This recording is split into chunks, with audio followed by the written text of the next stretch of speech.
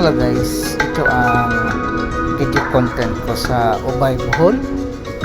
We were on our way to Itogo. Drop by kami dito sa Japanese restaurant. Nag-brunch abang naghihintay ng barko. Actually, sinicure muna namin ang barko biyaheng Itogo. Then bumalik kami dito sa poblasyon para kumain ng brunch. Medyo marami-rami din ang bahayan dito sa poblasyon guys. Siksikan ang mga bahay dito, pero beyond that, makikita sa drone na marami pa rin yung place na nakatiwangwang. Marami pang open fields hindi na-utilize ng maayos. Siguro tinatalan lang magsaka mga tao ngayon. Tapos sinisisi natin kung sino-sino, kung bakit mahal ang bigas.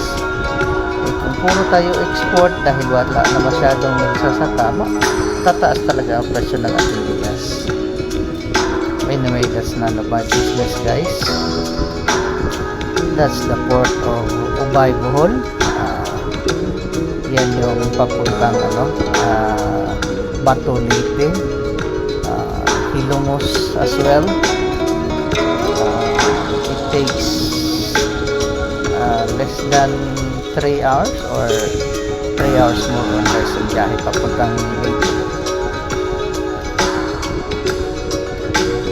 Hindi ko natanda, kagagaling ko lang ng Batangas. Nagbailan ako papuntang Bohol, so last July lang, pero hindi ko na matandaan kung ilang oras yung biyahe galing Bato hanggang Ubay. I'm just enjoying much my travel guys. So yan ang port ng Ubay. Dito lang nagsiksikan ng mga kabahayan. Kagandahan, may ginawa na silang should I say diversion road dyan, para hindi naman sila matraffic doon sa highway nila. In fairness guys, may 4 lanes na dito sa Ubay, although yung iba nagpapark pa rin doon sa hindi na shoulder, pero nagpapark pa rin yung iba. Tsaka ang kinainisan ko guys sa 4 lanes dito sa Bohol, yung mga tricycle, motor, mga mababagal na takbo, nagpapagitna pa din. Hindi ko alam kung may mga utak ang mga gunggong na yun. Palibhasa, natuto lang mag-drive, nagbayad ng kanilang lisensya, walang pasimilar, hindi nakatikim mag-drive ng 4 wheels. Ang bagal ng takbo, nasa gitna pa rin ng kalsada. May space naman doon sa gilid para sa mga slow vehicles. Talagang magpapagitna pa. Hindi ako nagre-reklamo, na nag-express lang ako ng bugok na sistema dito sa Pilipinas. Palibhasa, nagpapabayad itong mga taga-LTO, kukuha ng lisensya ang mga driver. Yung mga driver natin walang alam, walang seminar. Kababagal ng takbo, magpapagitna, saan ka pa? Tapos kung liliko, magsisignal kung kailan liliko. Ang nabubwisit pa ako dito sa Pilipinas, mag-overtake na ako, nasa left side of the road na, kasi mag-overtake na ako, tapos sasalubungin ka ng motor na walang ilaw, mapapawat ka na lang talaga. Kung hindi ako pastor, magmumura na ako sa mga walang hiya na yon. May nakita pa kaming nagpalit ng muffler tapos walang ilaw, pinaganda yung trambutso niya, yung buhay niya inilagay sa peligro. Palibhasa kasi guys, itong mga nasa Pilipinas, hindi ako nagyayabang na matagal akong nag-work sa abroad. Doon ko lang kasi naranasan yung safety ba sa kalsada, na 20 years ako nakatira sa London, retired na ako dito sa Pilipinas. Wala akong aksidente doon. Hindi ako nagdayabang na magaling ako magmaneho.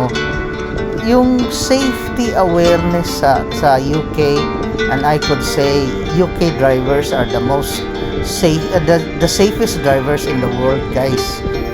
Grabe ang seminar niyan, grabe ang training. May huli ako over speeding, beating the red light, pero may seminar ka agad yan. Hindi nakatasaan ng points yung lisensya ko, pero seminar agad. Dito sa Pilipinas walang kasi seminar. Ba't ba napunta sa traffic yung aking usapan?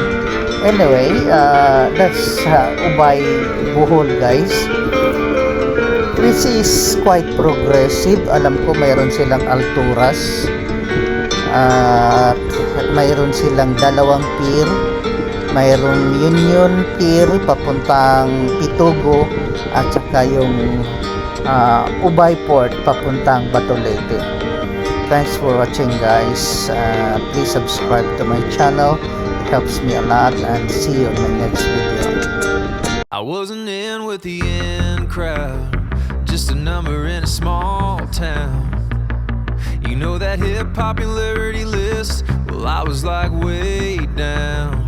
Didn't dress too impressive, didn't know to address it. And ain't much had changed since those high school days till you walked in. And baby, when you fell for me, I was like a new guy on the scene. Cause with you on my arm, it's like I'm strutting down the halls like a baller. Everybody's gonna stare, so I'm standing up a little bit taller. You with that double take, kind of face star of the show, letting all the people know it doesn't matter who I was, what I've been, cause it all just flipped. Girl, with you, I'm one of the cool kids.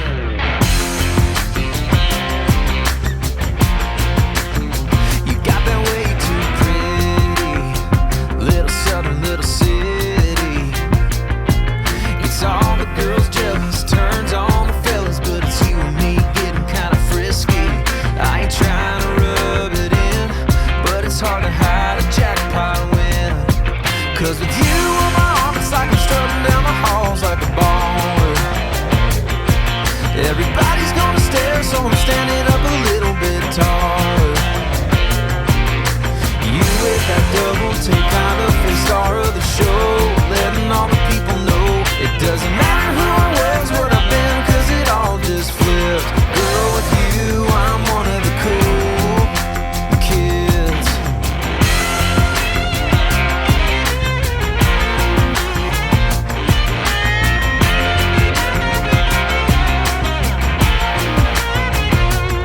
Where this is going, who can tell? But I've been hearing wedding bells. Cause with you on my arm, it's like I'm strutting down the halls like a baller. Everybody's gonna stare, so I'm standing up a little bit taller.